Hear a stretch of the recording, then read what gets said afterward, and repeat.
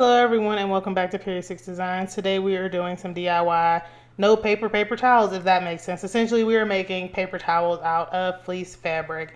And so I told you guys that I was going to be taking the channel in a slightly different direction and just kind of showing you guys all the crafts and DIYs that I do. And so I hope that is okay with you. If you are one of my previous subscribers, you know normally I just stick with like glitter and rhinestones. But if you're new here and you found this video just by searching this, just know that there will be more tutorials like this coming up, just showing you guys all the things that I enjoy, and sewing is one of them. And so the first thing I did was make a template. I literally just took a paper towel from the kitchen and some printer paper, and I measured it out, cut it, and taped it. And next we're going to be using fleece, and so this fleece is 100% cotton. It is from Joann's. RIP to our sister Joann. We miss her dearly, but I was able to get this bolt for literally like $3 because like they was doing 90% off of 90, y'all. When I tell you, it got to the point where the store manager had to let me borrow her wagon because I had so many bolts of fabric on closing day. Anyways, and so I'm literally just using that template to cut this out. And so if you're unfamiliar, this concept of like no paper towels, it's like an eco thing. And y'all know I'm trying to be more green. Like for example, I try not to have any plastics in my kitchen. I won't get in all the conspiracy theories I bought into as to why I'm like that. But just trying to use less paper, because have y'all seen how the prices have gone up on paper products at Sam's Club? Baby, I'm trying to reduce, reuse, recycle where I can, okay? And so paper towels is definitely one of those things where, like, for example, if I'm in the kitchen cooking, I swear every night at dinner I wash my hands at least 5 times. And I'm using a bunch of paper towels every time. Whereas now when I make these, I can just use one or two of these during the time that I'm cooking, dry my hands off and then just throw them in the wash. And so that's like the concept that I use them for. Some people use them for everything. I also use these for cleaning. They work really good like with like Lysol, wiping down counters and stuff like that. So yeah, it's just like a more eco-friendly way to save on paper products. Now I wouldn't use these to wipe my ass or nothing. Like I'm not, that's nasty. But for like things like, cleaning up spills, wiping down counters, it works great for that. Just as regular paper towels. I keep these in my bathrooms as well. And so yeah, and I've made them for every season. I've been making these for about 6 months now. And so I just wanted to show you guys me making the fall ones. And so this is just me. I had lost count. So normally what I do is I measure out the whole length on the bolt that I needed and I cut it. And then I go back and I cut the sections for the paper towels. But this time I was doing it one by one. And so I needed to go back and I just needed to count to see where I was at. And so I like about 16 to 18 on a roll. And so that's the number I was trying to hit. And y'all could see that there were some that like here in this clip on the right side, how it's like it tells you what it, like the bolt stuff, like the bolt information.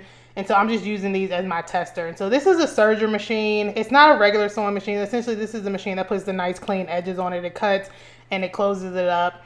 You can use a regular sewing machine to just use a zigzag stitch really close to the edge and just trim it up. I prefer to use a serger. And so I have a serger and a regular sewing machine. But yeah, so if you don't have a sewing machine, you can just leave the edges raw.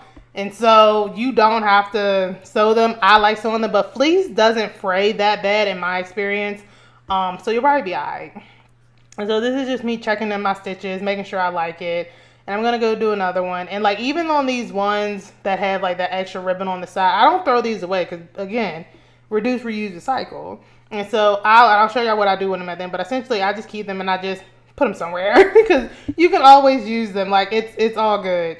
And so I'm just going around the edges, and I use these ones as trying to figure out how exactly do I want to do this. Do I want them? And I change my mind every time I do it. Like I have a set where all the corners are squared off. Then I have a set where some of the corners are squared, some of the corners are round, because I never know what I want to do.